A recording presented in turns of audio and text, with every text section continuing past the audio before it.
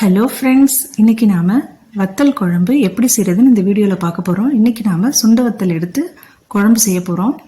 கல்யாண வீட்டில் செய்கிற அதே டேஸ்ட்டில் அதே சுவையோடையும் மனத்தோடையும் எப்படி செய்யறதுன்னு பார்க்கலாம். வீடியோவை ஸ்கிப் பண்ணாமல் கடைசி வரைக்கும் பாருங்கள்.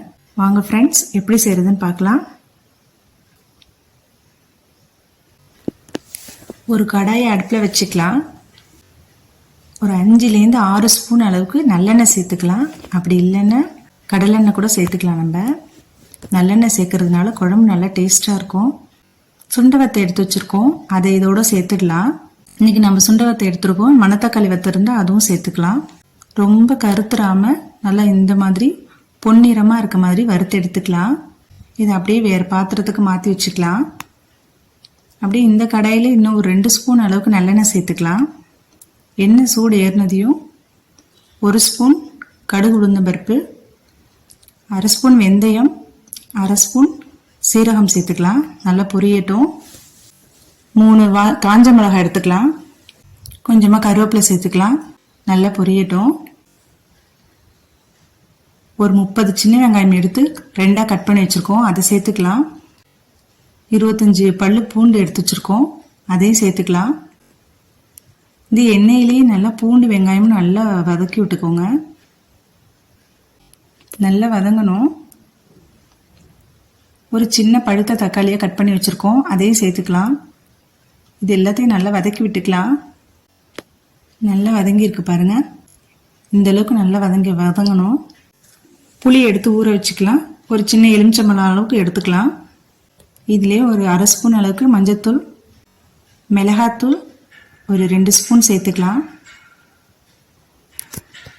மல்லித்தூள் ஒரு 2 ஸ்பூன் சேர்த்துக்கலாம். சாம்பார் தூள் 2 ஸ்பூன் சேர்த்துக்கலாம்.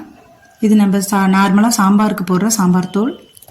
1/2 ஸ்பூன் அளவுக்கு பெருங்காயத்தூள் சேர்த்துக்கலாம். பெருங்காயத்தூள் இந்த குழம்புக்கு நல்ல ஜாஸ்தியாகவே போடணும்.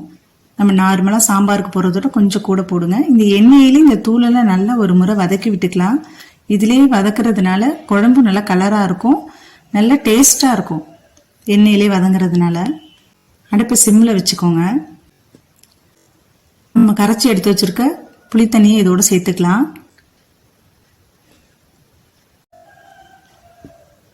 ஒரு ஸ்பூன் அளவுக்கு வெல்லம் சேர்த்துக்கலாம். தேவையான அளவு உப்பு சேர்த்துக்கலாம். கொஞ்சமாக தண்ணி சேர்த்துக்கலாம். ரொம்ப சேர்த்துட வேண்டாம். இந்த குழம்பு கொஞ்சம் திக்காக இருந்தால் தான் நல்லாயிருக்கும். ஒரு முறை நல்லா கலந்து விட்டுக்கோங்க. வெல்லம் சேர்க்கறதுனால குழம்பு நல்லா டேஸ்ட்டாக இருக்கும். மூடி போட்டு ஒரு 10 நிமிஷம் சிம்லே வச்சு கொதி விட்டுக்கலாம். 10 நிமிஷம் ஆயிடுச்சு. இப்போ பாருங்கள், நல்லா எண்ணெயெல்லாம் வெளியில் திரிஞ்சு வர அளவுக்கு நல்லா கொதிஞ்சிருச்சு. இதில் நம்ம வறுத்து எடுத்து வச்சுருந்த வத்தலை இதோடு சேர்த்துடலாம். கொஞ்சமாக கருவேப்பிலை இதோடு தூவிக்கலாம். நல்லா ஒரு முறை கலந்து விட்டுட்டு அடுப்பை சிம்மில் வச்சு ஒரு 5 நிமிஷம் மூடி போட்டு வேக வச்சுக்கலாம். நல்லா கலந்து விட்டாச்சு. 5 நிமிஷம் ஆகட்டும். இப்போ பாருங்கள், எண்ணெயெல்லாம் நல்லா திரிஞ்சு மேலே வந்துருச்சு. இந்த மாதிரி எண்ணெய் பிரிஞ்சு வரணும், அப்போ தான் குழம்பு நல்லா டேஸ்ட்டாக இருக்கும். உங்களுக்கு இப்போ குழம்பு ரெடி ஆகிடுச்சு. ஸ்டவ் ஆஃப் பண்ணிக்கலாம். அவ்வளோதான் ஃப்ரெண்ட்ஸ், நம்மளுக்கு சுவையான மணமான வத்தல் குழம்பு, சுண்ட வத்தல் குழம்பு நம்மளுக்கு ரெடியாக இருக்குது. இதே மாதிரி நீங்களும் ட்ரை பண்ணி பாருங்கள். எப்படி இருக்குன்னு கமெண்ட் பாக்ஸில் கமெண்ட் பண்ணுங்கள். இது வரைக்கும் நம்ம சேனலை சப்ஸ்கிரைப் பண்ணலைன்னா சப்ஸ்கிரைப் பண்ணுங்கள். கூடவே பெல் ஐக்கானை ப்ரெஸ் பண்ணுங்கள். அப்போ தான் நம்ம போடுற எல்லா வீடியோஸும் உடனே வரும். இந்த வீடியோவை கடைசி வரைக்கும் பார்த்த எல்லா நண்பர்களுக்கும் ரொம்ப நன்றி.